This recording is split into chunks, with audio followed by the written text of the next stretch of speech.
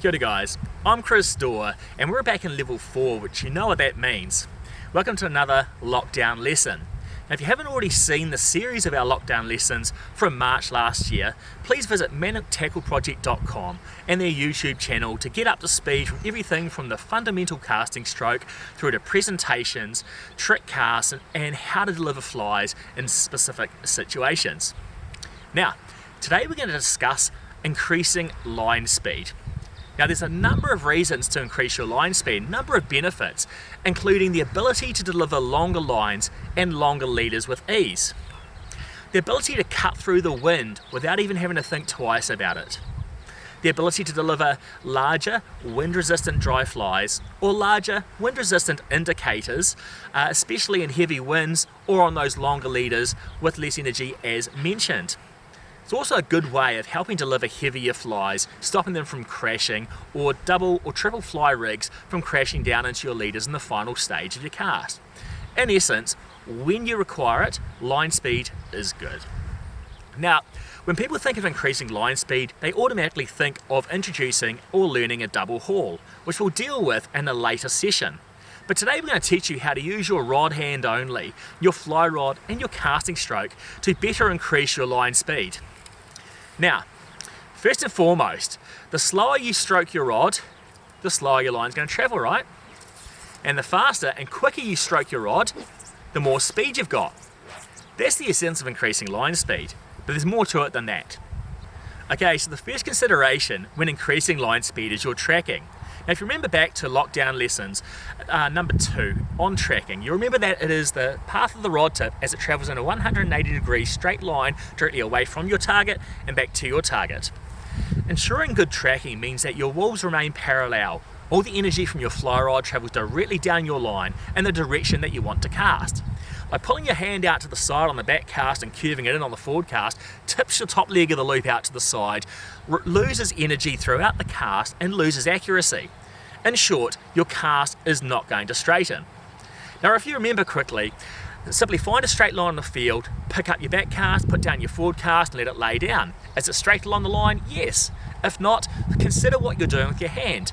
Most likely you're curling your hand inwards on the forward cast thinking you'd be more accurate. Now if you go back and revisit tracking, you'll get on board in no time at all. The second consideration is speeding up your stroke. Now the way we do this, quite simply, it's not a case of just stroking your rod faster. The first thing people are going to do when they do that is grip the rod tight, punch the beginning of the cast, buckle the rod tip with unsustainable force and create tailing loops. What you want to do is start off with a relaxed hand on the forward cast. Start off relaxed, start off slow, start off soft and accelerate through your cast.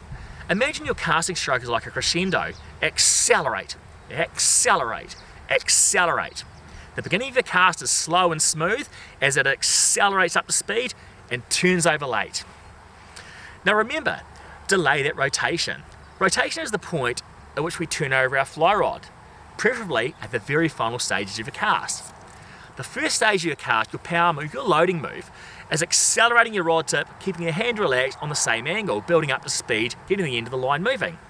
Now at the end of your stroke, simply squeeze your hand, turn the rod over to load it deeply and send your cast in the direction you wish to cast. Now think, start off slow, finish fast. Start off slow, finish fast.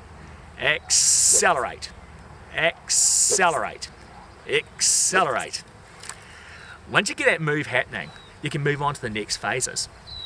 Now, it's important not to punch the end of your cast, which is the second thing I find when people try to apply more force or more speed to their cast. They start off smooth, they punch it, they buckle the rod tip, it unloads early, and again, they tail. There's a very, very easy casting drill we can use to help improve that.